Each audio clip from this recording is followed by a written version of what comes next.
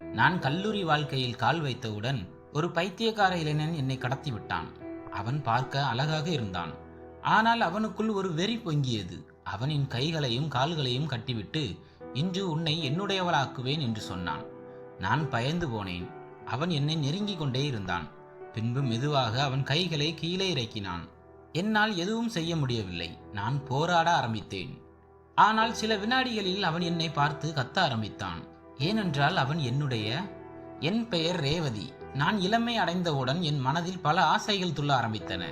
நான் அதிகமாக வித்தியாசமான உடைகளை அணிவேன். எந்த பையன் என்னை பார்த்தாலும் நான் சிரித்து மகிழ்ந்தேன்.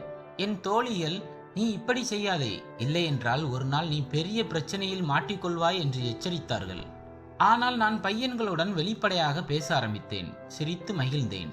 தருதலை பையன்களும் என்னை பார்த்து நெருங்கி வந்து பேசினார்கள். இதெல்லாம் எனக்கு மிகவும் பிடித்திருந்தது. ஒரு நாள் கல்லூரிக்கு செல்ல தயாராகி கொண்டிருந்தேன். அன்று என் அப்பா வீட்டில் இல்லை, வெளியூர் சென்றிருந்தார். அதனால் நான் ஒரு கேப் புக் செய்தேன். வழக்கமாக அப்பா என்னை காரில் கல்லூரிக்கு அழைத்து செல்வார். ஆனால் அன்று என் அம்மா கவலைப்பட்டு, மகளே, தனியாக எப்படி போவாய்? எனக்கு பயமாக இருக்கிறது என்று சொன்னார்கள். அம்மா, நான் இப்போது பெரியவளாகிவிட்டேன். நான் எல்லாவற்றையும் பார்த்து கொள்வேன். நீங்கள் கவலைப்படாதீர்கள் என்று சொன்னேன். ஆனால் உள்ளுக்குள் நான் மிகவும் மகிழ்ச்சியாகவும் தன்னம்பிக்கையுடனும் இருந்தேன். கேப் வந்தவுடன் நான் என் பையை எடுத்துக்கொண்டு காரில் அமர்ந்தேன். டிரைவருடன் முன் சீட்டில் அமர்ந்தேன். எங்கள் கல்லூரி பெண்கள் கல்லூரி என்பதால் அங்கு பையன்கள் இல்லை. அதனால் டிரைவரை பார்த்தவுடன் எனக்கு ஒரு மகிழ்ச்சி ஏற்பட்டது. அன்றும் நான் வித்தியாசமான உடையை அணிந்திருந்தேன். அதனால் சிறிது நேரத்தில் டிரைவர் என்னை உற்று பார்ப்பதை நான் கவனித்தேன். அதில் எனக்கு மகிழ்ச்சி ஏற்பட்டது. நான் அவனிடம், விரைவாக கல்லூரிக்கு அழைத்து செல்லுங்கள் என்று சொன்னேன். ஆனால் அவன் அடிக்கடி என்னை பார்த்து கொண்டே இருந்தான். இப்போது எனக்கு விபத்து ஏற்பட்டு விடுமோ என்று பயம் ஏற்பட்டது. நான் புத்தகத்தை எடுத்து படிப்பது போல் நடித்தேன். திடீரென இவ்வளவு நேரமாகியும் கல்லூரி வரவில்லையே என்று தோன்றியது. வெளியே பார்த்தபோது அது வேறு ஒரு பாதையாக இருந்தது. நான் கேட்டேன், என்னை எங்கே அழைத்து செல்கிறீர்கள் என்று. அவன், மேடம், முன்பக்கம் வழியில் டிராஃபிக் ஜாம் இருந்தது. இப்போது 10 நிமிடத்தில் கல்லூரி வந்துவிடும். நீங்கள் கவலைப்படாதீர்கள் என்று சொன்னான். நான் மீண்டும் புத்தகத்தில் கவனம் செலுத்தினேன். 10 நிமிடங்களுக்கு பிறகு டிரைவர் காரை நிறுத்தினான். நான் கல்லூரி வந்துவிட்டது என்று நினைத்து இறங்கினேன். ஆனால் அது ஒரு பயங்கரமான பயமுறுத்தும் இடமாக இருந்தது. டிரைவர் அங்கிருந்து செல்ல ஆரம்பித்தான். நான் அவனை தடுத்து, என்னை எங்கே அழைத்து வந்திருக்கிறாய்? இது என் கல்லூரி இல்லை என்று கோபத்தில் கத்தினேன். ஆனால் அவன் ஒன்றும் பேசாமல் காரை எடுத்துக்கொண்டு சென்று விட்டான்.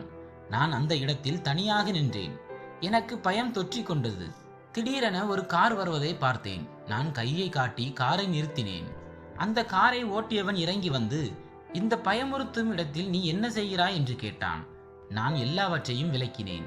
அவனுக்கு அதிர்ச்சியாக இருந்தது. நான் என் கல்லூரி அடையாள அட்டையை காட்டி, என்னை கல்லூரிக்கு அழைத்து செல்லுங்கள் என்று கேட்டேன். அவன், மேடம், என் காரில் ஏறுங்கள் என்று சொன்னான். நான் அவன் காரில் அமர்ந்தேன். காரை ஓட்டிக்கொண்டே அவன் என்னை பார்த்து, நீ மிகவும் அழகாக இருக்கிறாய். இப்படி ஒரு பயமுறுத்தும் இடத்தில் இருப்பது பாதுகாப்பு இல்லை. இங்கு பெண்கள் கடத்தப்படலாம் என்று சொன்னான். கடத்தல் என்ற வார்த்தையை கேட்டவுடன் எனக்கு பயம் அதிகமாகியது. ஆனால் திடீரென அவன், நான் உனக்கு வாழ்க்கையின் சந்தோஷத்தை காட்ட விரும்புகிறேன் என்று சொன்னான். நான், நீ என்ன சொல்கிறாய் என்று எனக்கு ஒன்றும் புரியவில்லை என்று கேட்டேன். அவன், இப்போது புரியும் என்று சொல்லி காரை ஒரு கிராமத்தை நோக்கி திருப்பினான். நான், ஏன் இந்த பக்கம் செல்கிறாய்? இது நகரத்திற்கு வெளியே உள்ள பாதை என்று கேட்டேன். அவன், பொறுமையாக இரு, எப்போதும் கல்லூரிக்கு செல்கிறாய். இன்று கொஞ்சம் வாழ்க்கையை வாழ்ந்து பார் என்று சொன்னான். எனக்கு மிகவும் பயமாக இருந்தது. அவன் என்னை ஒரு பண்ணை வீட்டுக்கு அழைத்து சென்றான். நான், ஏன் என்னை இங்கே அழைத்து வந்தாய்? எனக்கு கல்லூரிக்கு செல்ல வேண்டும் என்று கேட்டேன். ஏனென்றால் இன்று இதுதான் என் இலக்கு. அந்த கேப் டிரைவரிடம், உன்னை நான் தான் அங்கே விட சொன்னேன். இப்போது நீ உண்மையாகவே கடத்தப்பட்டு விட்டாய் என்று சொன்னான். இதை கேட்டதும் நான் அதிர்ச்சி அடைந்தேன். நீ எப்படி என்னை கடத்தலாம்? நான் பெரியவள், குழந்தை இல்லை. ஏன் என்னை கடத்தினாய் என்று கேட்டேன்.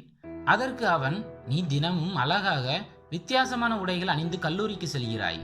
எல்லா பையன்களுடனும் சிரித்து பேசுகிறாய். இதனால் பையன்களின் மனதில் என்ன நடக்கும் என்று நீ யோசித்ததுண்டா? நான் உன்னை பார்த்ததும் முன்பே பெற வேண்டும் என்று நினைத்தேன். ஆனால் நீ எப்போதும் உன் அப்பாவுடன் சென்றாய் என்று சொன்னான்.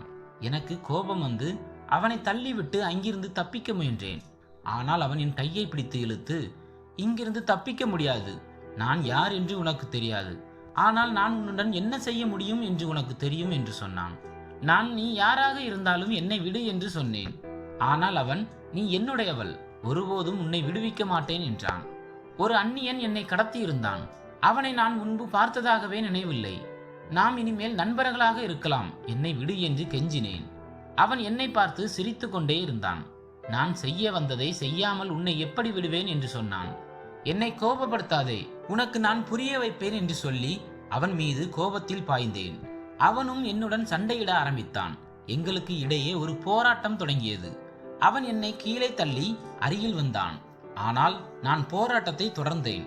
ஒரு கட்டத்தில் அவன் என் கைகளை இறுக்கமாக பிடித்தான். நான் அவனை எதிர்க்க முயன்றேன். ஆனால் அவன் மிகவும் பலமாக இருந்தான். நான் நிறைய பையன்களுடன் சிரித்து பேசுவேன்.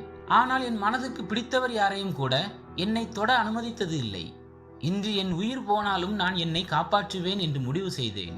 திடீரென அவன் உன்னை விடமாட்டேன் என்று சொல்லி என் தலையை பிடித்தான். நான் முகத்தை இப்படியும் அப்படியும் திருப்பி தவிர்க்க முயன்றேன். என் கண்களில் இருந்து கண்ணீர் வழிய ஆரம்பித்தது. நான் கண்களை மூடியிருந்தேன். அவன் கைகளை கீழே இறக்க ஆரம்பித்தான். ஆனால் அவன் என் கண்ணீரை பார்த்து திடீரென சத்தம் போட்டு என்னை விட்டு விலகினான். நான் கண்களை திறந்தபோது என் கண்கள் சிவந்து இருந்தன. அவன் என்னை விட்டு விலகி நின்றான். ஆனால் நான் அவன் கையை பிடித்தேன். அவன் ஆச்சரியத்துடன் என்னை பார்த்தான். நான் எழுந்து நின்று, நீ யார்? என்னை ஏன் கடத்தி வந்தாய்?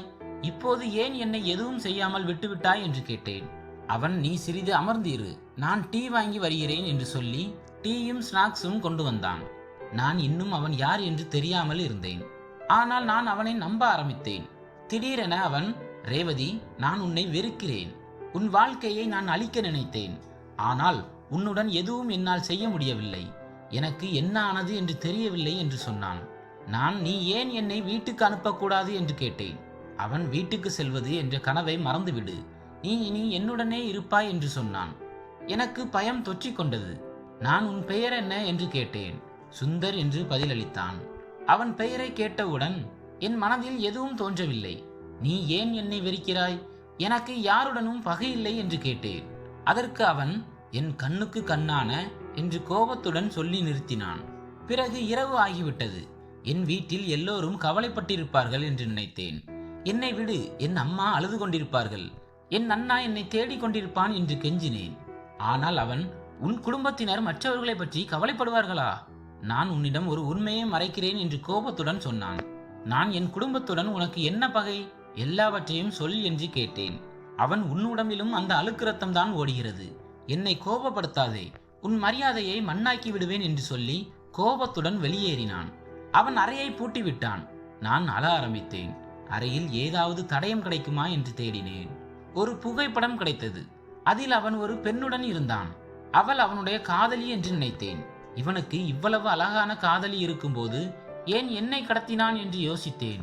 அவன் மீண்டும் உள்ளே வந்தபோது, உன் காதலி இவ்வளவு அழகாக இருக்கிறாள், ஆனால் நீ ஏன் என்னை கடத்தினாய்? அவளுக்கு தெரிந்தால் மிகவும் கஷ்டப்படுவாள். நான் இதையெல்லாம் யாரிடமும் சொல்ல மாட்டேன், என்னை விட்டுவிடு என்று சொன்னேன். அவன் அந்த புகைப்படத்தை பார்த்து கண்ணீர் வடித்தான். இது என் தங்கை என்று சொன்னான். நான் அதிர்ச்சி அடைந்தேன். இப்போது என் தங்கை இறந்து விட்டாள், அதற்கு நீதான் காரணம் என்று சொன்னான். நான் உன் தங்கையை பார்த்ததே இல்லை, என்மேல் இப்படி ஒரு குற்றம் சாட்டாதே என்று சொன்னேன். அவன், என் தங்கை உன் அண்ணனின் காதலி. உன் அண்ணன் அவளை பயன்படுத்தி அவள் கர்ப்பமானதும் கைவிட்டு விட்டான். என் தங்கை அந்த சோகம் தாங்க முடியாமல் தற்கொலை செய்து கொண்டாள் என்று சொன்னான். உன் தங்கையின் பெயர் நிர்மலாவா? என் அண்ணன் ஒரு நிர்மலா என்ற பெண்ணை பற்றி பேசியிருந்தான். ஆனால் இதை இப்போதுதான் அறிகிறேன் என்று சொன்னேன். பின்பு அவன், நான் உன்னை பயன்படுத்தி உன் அண்ணனுக்கும் துன்பம் தர விரும்பினேன் என்று சொன்னான். நான் கோபத்துடன், நீ என்ன வேண்டுமானாலும் செய், ஆனால் நான் கர்ப்பமானால் தற்கொலை செய்ய மாட்டேன், உன் குழந்தையை பெற்றெடுப்பேன் என்று சொல்லி அறைக்குள் சென்றேன். அவன் என்னை தொடர்ந்து வந்து, என்னால் இந்த இழிவான காரியத்தை செய்ய முடியாது என்றான். மேலும் இரவு முழுக்க என் மீது அக்கறையான பேச்சுகளை பேசத் தொடங்கினான். உன்னுடைய இந்த ஆடை விஷயங்களில் இன்னும் கொஞ்சம் கவனம் செலுத்து. மேலும் பசங்களோடு பேசி சிரிப்பதையும் குறைத்துக்கொள். கெட்ட பசங்களோடு பேசுவதையே தவிர்த்துக்கொள். நிறைய ஆண்கள் உன்னை பார்த்து பலவிதமாக பேசிக் கொண்டிருக்கிறார்கள். இது உனக்கு நல்லதில்லை, உன் வாழ்க்கையே அழித்துவிடும் என்று கூறினான். ஒரு ஆண் என்னிடம் இப்படி சொன்னதும் எனக்கு அவன் மேல் ஒரு மதிப்பு வந்தது. காலையில் நான் முற்றிலும் உடைந்து போயிருந்தேன். அவன், இப்போது உன் வீட்டுக்கு அழைத்து செல்கிறேன், ஆனால் அனைவரிடமும் நேற்று இரவு நான் உன்னை பயன்படுத்தி கொண்டேன் என்று சொல்ல வேண்டும் என்று மிரட்டினான். நான் என்னை மிரட்டாதே என்று சொல்லி தயாராகி அவனுடன் காரில் சென்றேன். வீட்டுக்கு அருகில் காரை நிறுத்தி, இப்போது நீ போகலாம் என்று சொன்னான். ஆனால் திடீரென நானும் உன் வீட்டிற்குள் வருகிறேன் என்று சொன்னான். என் வீட்டில் எல்லோரும் கவலைப்பட்டிருந்தார்கள். என் அண்ணன் என்னை திட்டினான். அப்போது சுந்தர், அவள் என்னுடன் தான் இரவு முழுவதும் இருந்தாள். என் அண்ணனை பார்த்து, நீ என் தங்கையின் வாழ்க்கையை அளித்தாய், இப்போது நான் உன் தங்கையை பழி வாங்கினேன் என்று சொன்னான். என் அம்மா என்னிடம், இவன் உன்னுடன் என்ன செய்தான் என்று கேட்டார். அதற்கு நான், அவன் என் மனமில்லாமல் எதுவும் செய்யவில்லை என்றேன். எல்லாமே என் விருப்பத்தோடு தான் செய்தான் என்றேன். அவன் என் அண்ணனின் குற்றத்தை சொன்னபோதும் என் மீது காட்டிய அக்கறையாலும் நான் அவனை நேசிக்க ஆரம்பித்தேன். நான் சுந்தரை காதலிக்கிறேன் என்று சொன்னேன். சுந்தர், நானும் உன்னை காதலிக்கிறேன், உன்னை ஒருபோதும் காயப்படுத்த விரும்பவில்லை, உன் அண்ணனிடம் பழிவாங்கவே விரும்பினேன் என்று சொன்னான். இப்போது கண்ணுக்கு கண்ணான உன் தங்கையை என் அண்ணன் பறித்தான்.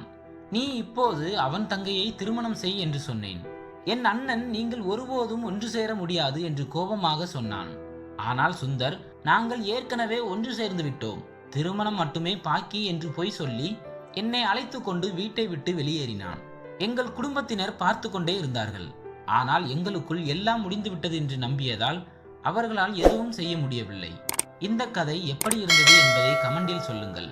கதை பிடித்திருந்தால் நம் சேனலை சப்ஸ்கிரைப் செய்து கொள்ளுங்கள். நன்றி.